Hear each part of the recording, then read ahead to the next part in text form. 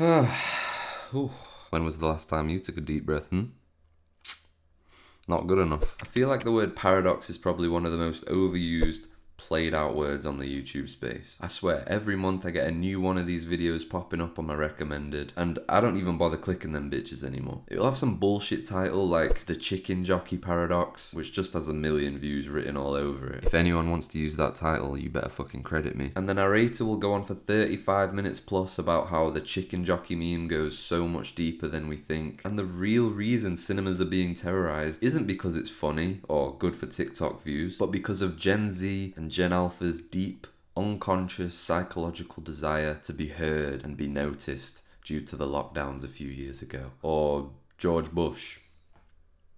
I mean, he seems to be the reason for a few things. This video sounds great, doesn't it? Don't get me twisted. A lot of these videos are very watchable and well put together. But the big issue I have with them is, where the fuck was the paradox? The video was titled The Something Paradox, but yet at no point is it explained where the paradox actually is. You fraudulent motherfuckers, I know what you're doing. Putting the word paradox in your video because you know people will see it and immediately be like, paradox, dude, what does that mean, dude? Stop. You're being lied to. Let me make something abundantly clear. The real definition of a paradox is a person, situation, statement, or action that has seemingly contradictory qualities. Now you could say, well, if it's contradictory to my expectations, therefore it's a paradox. I refuse to accept that definition. No, for me, for something to be classed as a paradox, it has to contradict itself. It has to contradict its own existence. It has to kind of break the laws of the universe as we know them. For instance, imagine if you had a time machine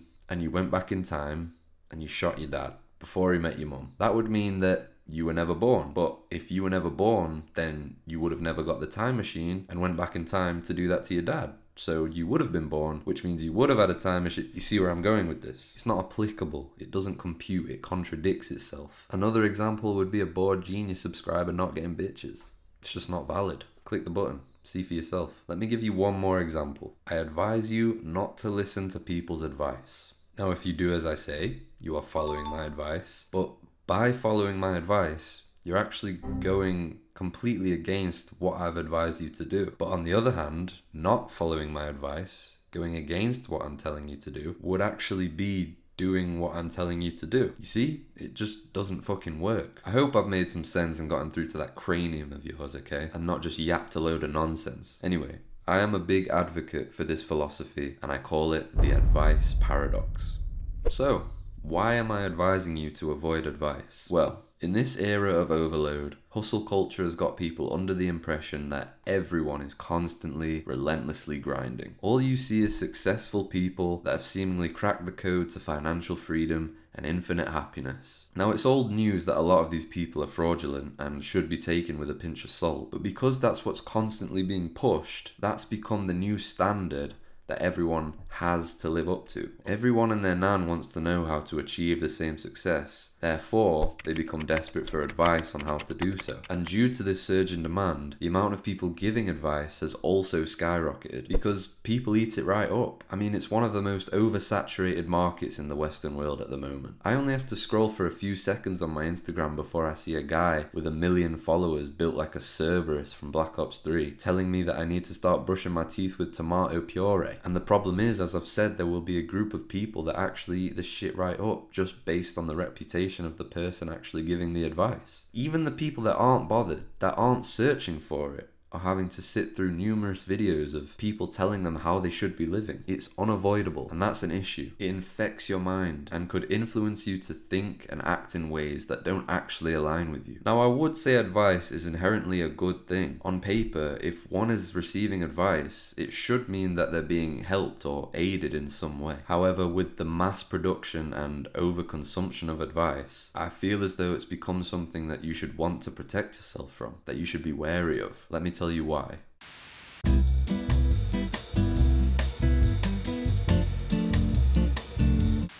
I want you to think of advice as a nice alcoholic beverage, okay? Beer, whiskey, a mojito, if you're feeling bougie. You take a sip of this beverage, you feel a little buzz. You're thinking, this is great, let's keep going. And so you drink more, you little nitty. You're high on life, feeling extreme confidence, and experiencing a level of certainty that you've never felt before. Now, unfortunately, as we all know, this feeling doesn't last forever.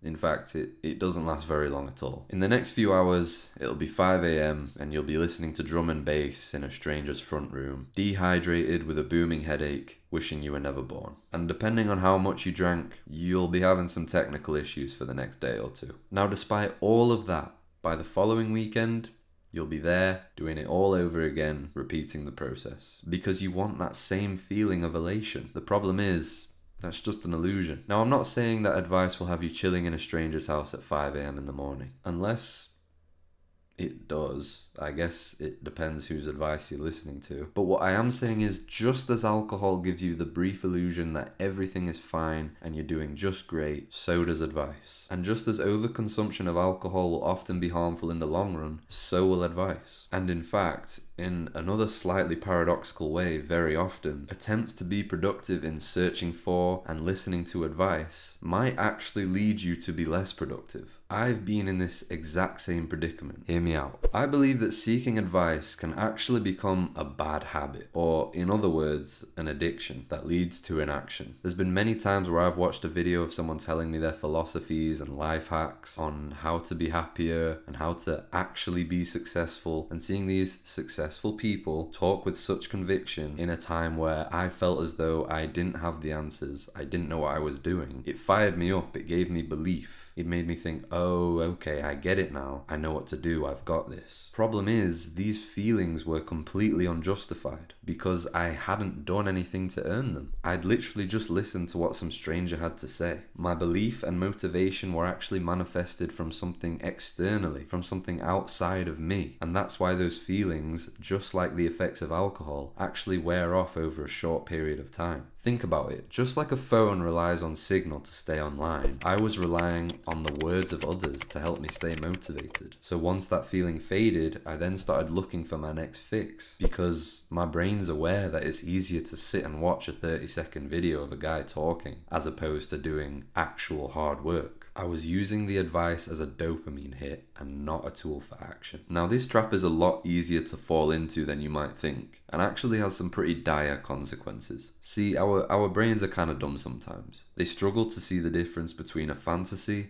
and something that's actually happening. When you listen to that motivational video or an audio book on how to become a millionaire, your body releases chemicals and hormones that make you feel as though you're being productive, that you're actually doing something worthwhile. The issue is, these are the same chemicals that actually would be released if you had done something productive, if you had actually taken steps towards your goals. You're actually tricking your brain into thinking that you're doing hard work, that you're doing what's necessary to be where you want to be. It's already under the impression that you've put in a graft, so you actually end up doing nothing. You procrastinate, because why would your brain give you the urge to do something that it thinks you've already done? This has potential to form a vicious cycle. The more advice you take in, the less you end up doing. Now, because you've done less, you begin to feel like what you're currently doing isn't working, like something's missing. So what do? You seek more advice to fix that. You consume even more and end up doing even less. And so it continues. Break the cycle. When you do inevitably see that video of someone telling you how you should be living, be aware that the buzz you receive from that is not real, and you still have work to do. From experience, I believe that the most powerful form of motivation and belief manifests internally, from getting really good at something and seeing the results that your skills bring, because that's real. You've actually proved to yourself that you're capable, and when you're aware of that, you'll become unstoppable, because you'll begin to build that trust that your dreams and ambitions are actually possible, not because someone else has told you they are, but because you've proved it to yourself.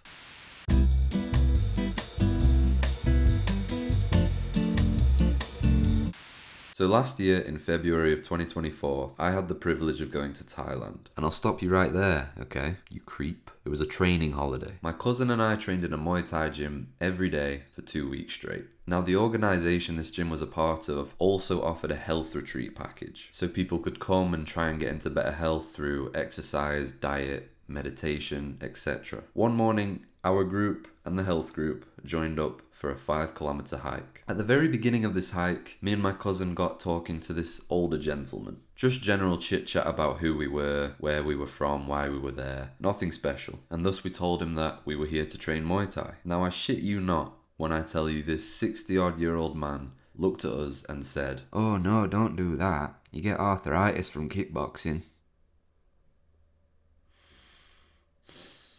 So I mean, naturally, me and my cousin looked at this man square in the eyes and replied with, "You know what, mate?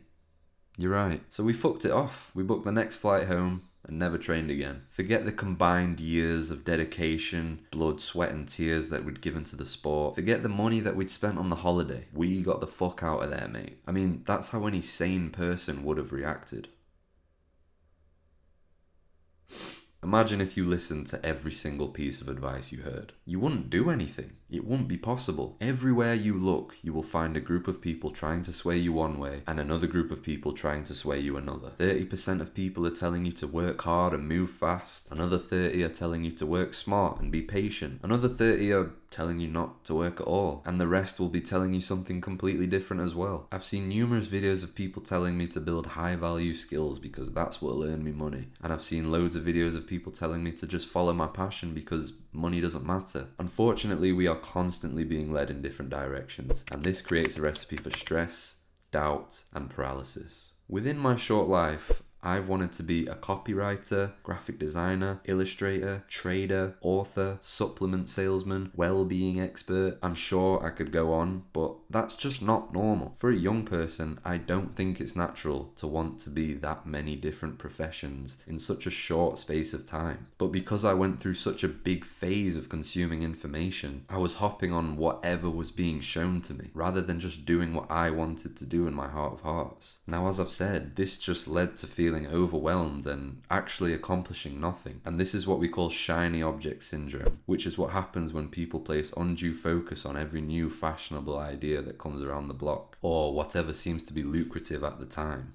Remember when I told my mum I wanted to sell lion's mane mushrooms, when really I had no belief or interest in that. It's just the direction I was led in because of what I was being shown at the time. It's stressful because you're always under the impression that what you're doing isn't right and you need to be doing something else. When in actual fact, I believe it's wiser to stick with one thing for a long amount of time and remain consistent with it. It's how you get your skills to compound and grow exponentially. People will begin to see you as solid and reliable, and you'll begin to become a familiar face. And this will result in a stronger network. But if you're the sort of person that's constantly abandoning plans as soon as you start them, you won't be taken seriously and you'll never stick around long enough to build any kind of meaningful progress or relationships. Constantly being swayed by whatever the shiny object is at the time is so incredibly counterproductive. If you're constantly starting something and then giving up whenever the next attractive opportunity comes along, you'll waste your energy and you'll lose confidence in yourself because you haven't once proven to yourself that you can see your ambitions through, which will just lead to more disappointment,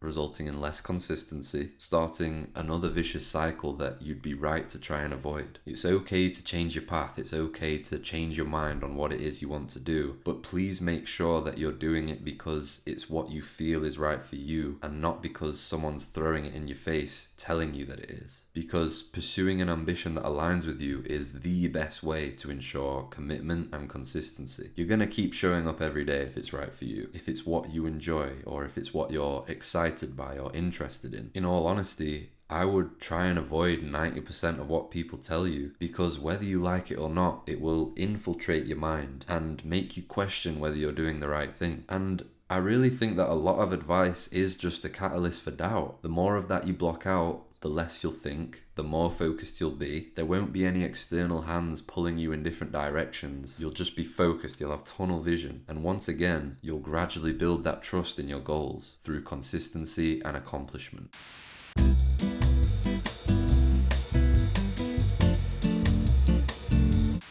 When you're in school, you're constantly under strict rules. You're kept inside a metaphorical box. School doesn't teach you to express yourself, teachers don't tell you to think critically, and they definitely don't teach you to find your own way of doing things. They want you to sit down, listen, and follow instructions. Now that's the nature of school. Teachers are above you in the hierarchy. They help you and tell you what to do. You're at the bottom, you want to learn, and you don't want to get into trouble. So you do what you're told.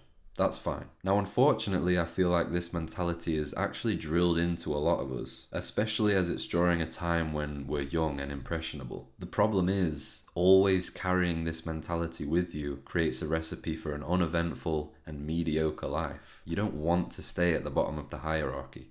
You don't want to be a pupil forever. In the same way, teachers and the school system in general rely upon you to lay down and follow instructions, so does every expert on your Instagram, every guru selling a course, every self-proclaimed influencer. If you're constantly seeking help, you'll always feel like you don't know what you're doing. You're undermining your own trust in your abilities and your judgment, and instead placing your trust in the hands of someone else. Constantly seeing experts demonstrate their knowledge and successful people showing off their achievements will only make you feel like less. It will make you feel less able, even if you are completely capable. Your confidence in your intuition and decision making will be killed. And just as is the case in school, your creativity and unique perspectives will be drowned out and replaced by whatever it is you've listened to. This will only lead to more formulaic and safe decisions, and this isn't how we get the most out of our pursuit. In turn, you're actually robbing yourself of your own individualism and not giving yourself the opportunity to find out what works for you. You're completely destroying the possibility of paving your own lane. Don't listen to others just because they appear to be above you. Don't see everyone as your teacher, because then the world will only ever see you as a student. Think long and hard about who you're actually going to let guide you in this world. Does what they're saying 100% align with your ideas and where you are currently in your life? And is it allowing you and encouraging you to carve your own path? Or is it shoving you in a box, making you a follower and a sheep? I don't want you to leave this video thinking that all advice is harmful. You should always be willing to learn new things and stay open-minded. It's how we grow, it's how we develop. Listening to others is an element of that, but another part of that is being left to your own devices and using the tools that you have and working it out for yourself. Try things, experiment, don't stick to rigid rules, because very often it's actually the exact opposite. Trial and error and failure are the fastest teacher, because